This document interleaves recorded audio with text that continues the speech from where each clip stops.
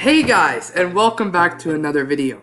I am Ashwin Unithan from TMS, and today we're going to discuss a very foundational topic of Python coding, Python's built-in data types. Before we get into Python's built-in data types, we also have to discuss a very important topic known as Python variables. In this video, after discussing variables, we're going to go on to Python data types, but in very basic detail. We will go into more detail about each data type in separate videos in the coming future. Now, setting that aside, let's get on with the video, guys. So you might be wondering, what are variables? Well, in Python, variables are basically containers which store many different kinds of data values. And in Python, a variable is immediately created when you first assign a value to it. So what does that mean? Well, let's look at the examples here. If I type in my Python launcher, x equals, and then 5, the variable x is immediately created once I type in the 5. And the value of the variable is now 5. Get it now? It's immediately created when you first assign any kind of data value to the variable. So naming variables. There are 3 main rules when naming variables in Python. First, the variable must start with a letter or underscore character. Second, the variable name cannot start with a number. Otherwise, you will result in an error. And the final rule, the variable name can only contain alphanumeric characters and underscores. So what does that mean? Well, alphanumeric characters involves and includes all numbers from 1 to 9 and all letters from A to Z, including uppercase and lowercase, and some 3 more symbols. But any other character than alphanumeric cannot be used to name variables. Also, a very important point is that variables in Python are very case sensitive. So, what does that mean? Well, you have to be very careful when naming your variables. So let's say we have a variable named price, and we have another variable named price as well, but with all caps. And we have another variable named price, but with all lowercase. All these 3 variables are all different. They are not the same. Why? Because Python is very case sensitive, and the name of the variable is dependent on the case of its name. So the do's and the don'ts. What not to do when naming a variable and what to do when naming a variable. To the left side, you can see the correct variable naming in Python. Your variable name can be all lowercase, some of the letters can be uppercase, it can include an underscore, it can even start with an underscore, it can be all caps, and it can also include a number in the end. However, your variable name cannot start with a number, as here. It also can't have a dash in it, as well as white space. In Python, variable names cannot tolerate white space, so you can't space out your variables. If you type in these variables in your Python launcher and launch your program, you would result in a Python error. Now, how do we assign a variable? Well, the first step is that we create a variable name. And the second step is that we assign a data value to the name. Let's say you want to create a variable with your name in it. So let's name our variable name. And let's put in equal, because we need to assign a data value to it. And then finally, we're going to assign a data value to it. So in this case, string Ashwin. It can also be like x equals 5. Change, like leftover change, 0.06. And subject equals string map. Another important note is that variables in Python are mutable. So what does that mean? It means that after you assign a data value to a variable, you can change the data value of the variable by assigning it once again. So we have an example here. Name equals string Ashwin. And then in the bottom, we said name, we assign name again, however to a different data value. Name equals 11. And then in the end, we said print name. If you run this program in Python, what would you get? Well, it's not string Ashwin, it's actually 11. You would get 11 because Python looks for the last assignment to a variable that you have made. So in this case, you've changed the value of your variable name by assigning it once again. Now let's test your knowledge about variables, how to name them, and how to assign them using some practice examples. Now, the first example, assign the number 5 to a variable called price. Okay, sounds easy enough. Now, so we have our variable name, it's price, okay? So price.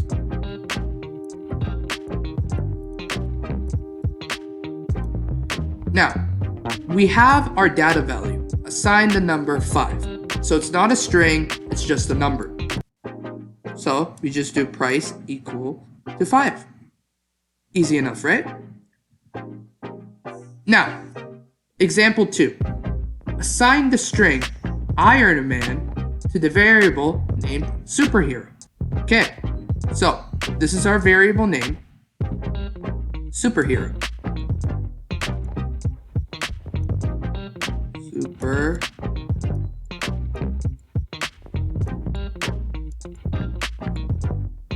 Superhero. And we assign it to the string Iron Man. So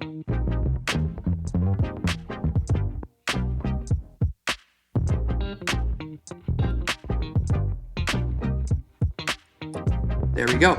That's our variable. Now, the last example. Assign the number 456 to the variable named total price. Now, think about this question for a moment. Look at the variable name. Do you see something off about it? You can pause the video if you need more time. So, it looks easy enough, right? We just write total price.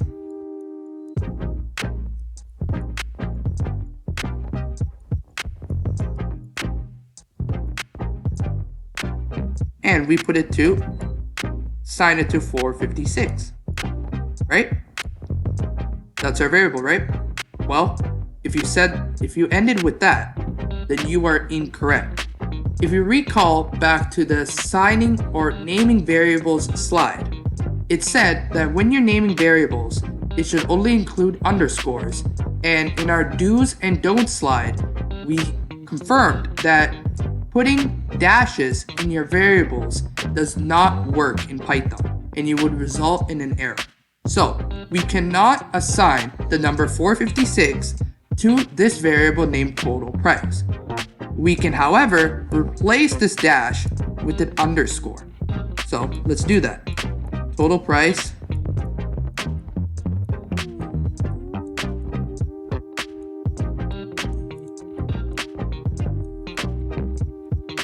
equals 456. And that's our variable. This is not allowed. Now we can also assign multiple variables to multiple different data values in Python. So how do we do this, you might be asking?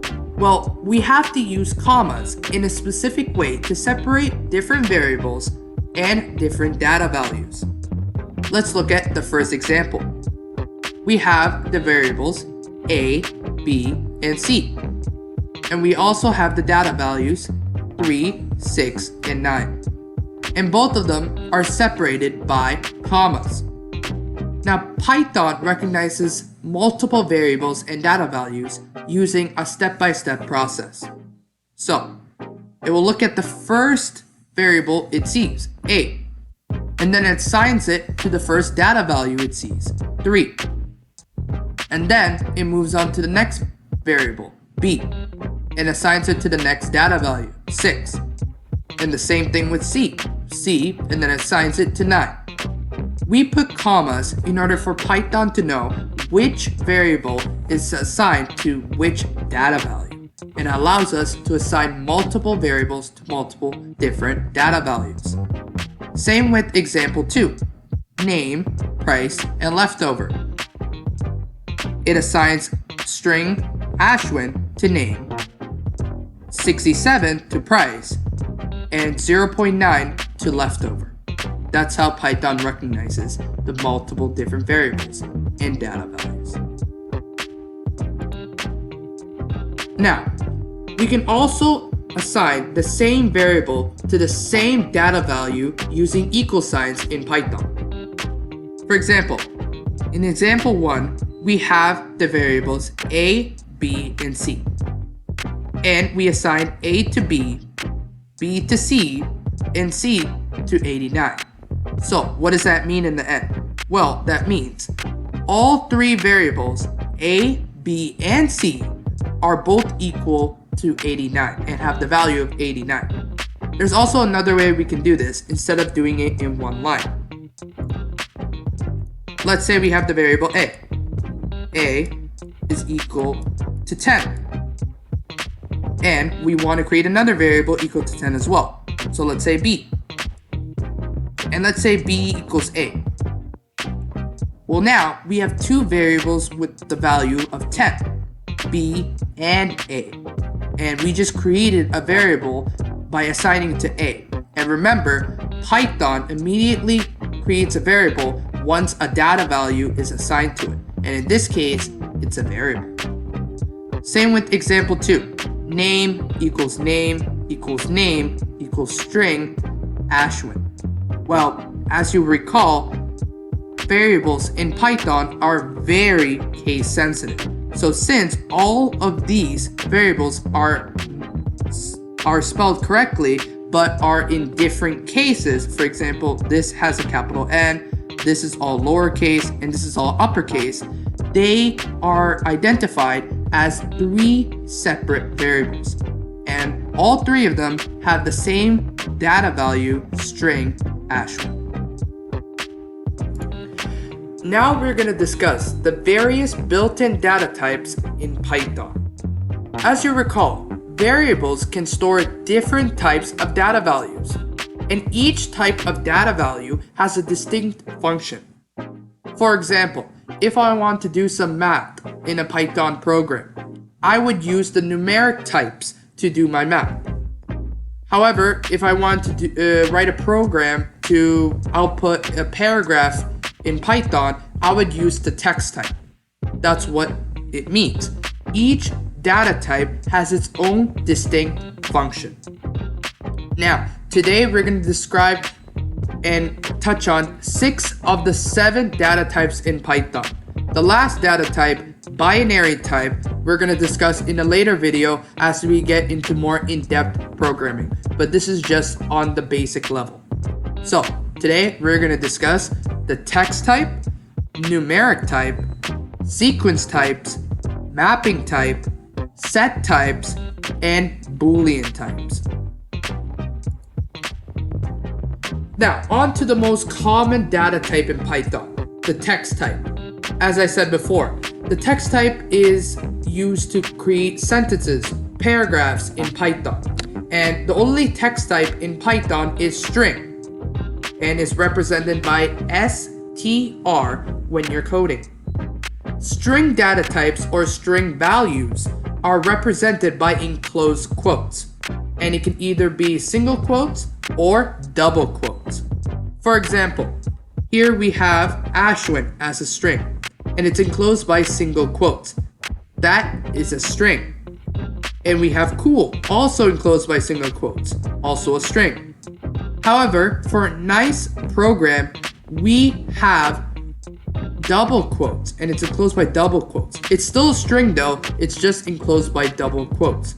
Same thing with the next string, Python.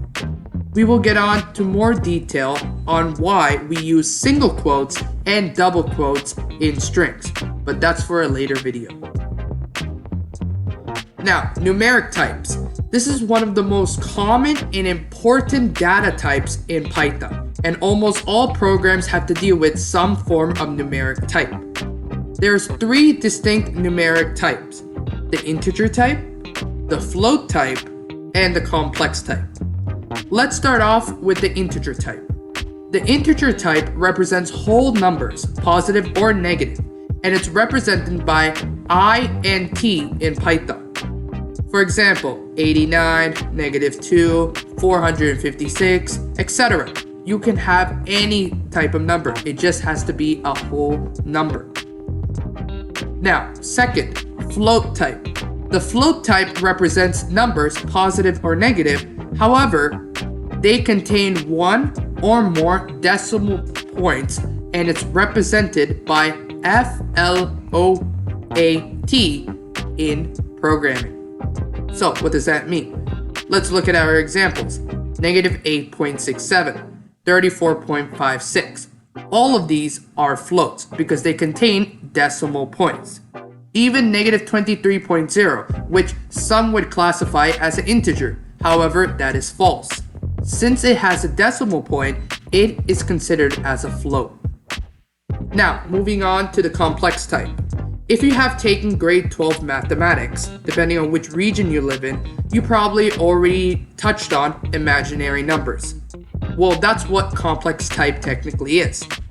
The complex type represents numbers accompanied by an imaginary term. For example, 3j or 4i. It can be many different terms. It just has to be accompanied by imaginary term. The sequence types. Same as before, as the numeric types, there is three distinct sequence types in Python. First, list. Second, tuple. And 3, range. The range can also be identified as a function and not a type. However, I just included this in the example. Now, the first type, a list. So a list is basically a changeable and ordered data collection which is enclosed by square brackets. Keywords: changeable, ordered, collection, and square brackets. And that's the difference between list and tuples. So as we can see in the examples here, we have the list 5, 6, 7, 8, and 9. And in lists, data values, for in this example numbers, are separated by commas. We also have a list of strings: orange, blue, red, and yellow. Now let's move on to a tuple. A tuple represents an unchangeable, ordered collection which is enclosed by round brackets. That's what distinguishes it from a list. It cannot be changed, and it's enclosed by round brackets. As we can see in the example here, we have A, B, and C, which are all string, and it's enclosed by round brackets. Same with the second example, 12, 2, 4, 56. They are numbers, however they are a tuple or a tuple. Now, the range.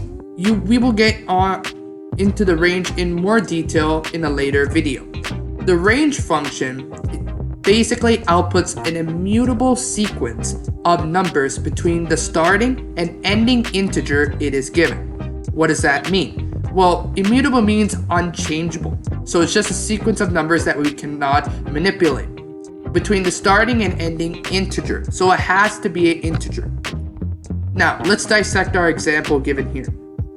We have the print statement, print, bracket, range, bracket, 1, comma 5.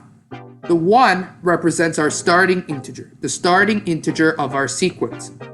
And 5 represents our ending integer, the ending integer of our sequence. However, the range function does a special thing. Now, let's move on to mapping types. There's only one mapping type in Python. It's known as the dictionary. A dictionary is an unordered, mutable or changeable, and indexed collection of data. And it's enclosed by curly brackets. And a dictionary is composed of two main things: keys and values. So, what does that mean? Let's look at our dictionary here about cars. So we're looking at a dictionary on the Dodge Grand Caravan. So we have string brand, Dodge, model, Grand Caravan, price, 27,530. Well, the keys in a dictionary represents the categories, and it represents the terms that come first, after the comma or before the comma. So here, it's brand, the first key. The second key is model, and the third key is price. Basically, think of it as the different categories inside the dictionary. And the values is the values assigned to each of the keys. So for brand, it's Dodge. For model, it's Grand Caravan.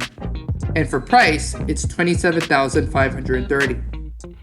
That's basically what keys and values are in dictionaries. And we forgot to enclose our dictionary with a curly bracket. Okay? Moving on to the set types. A set is basically an unordered and unindexed collection of data which is enclosed by curly brackets. But there's a difference between the set type and the dictionary type. What does that mean? Well, let's look at our first example of our set, the car set. So we have Dodge, Ford, Chevrolet, and BMW. It's unordered, so there's not a pattern to it. It's not ordered in a specific way. And it's also unindexed. What does that mean? Well, if you recall, on our dictionary example, we explained keys and values. For every key, there is a value. Here, it's just a collection of data. It's not even ordered, and it's not indexed. So it's just data. There's nothing else. There's no kind of formatting to the data.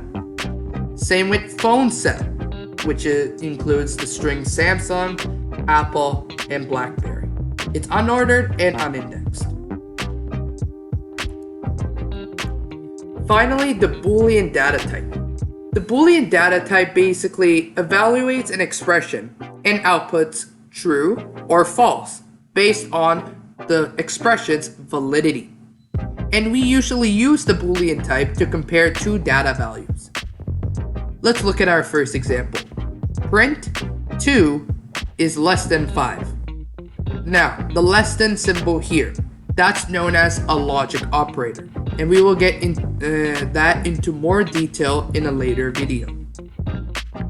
Now, if we put this in our Python launcher, we get the output of true.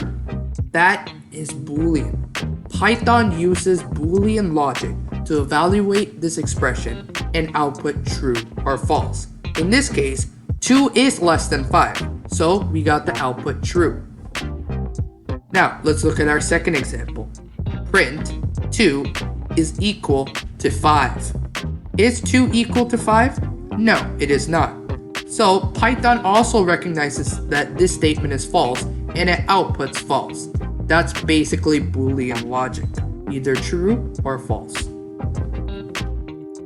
This is the end of the video on Python data types. In the next video, we will cover numeric types in much more detail. Until then, bye-bye.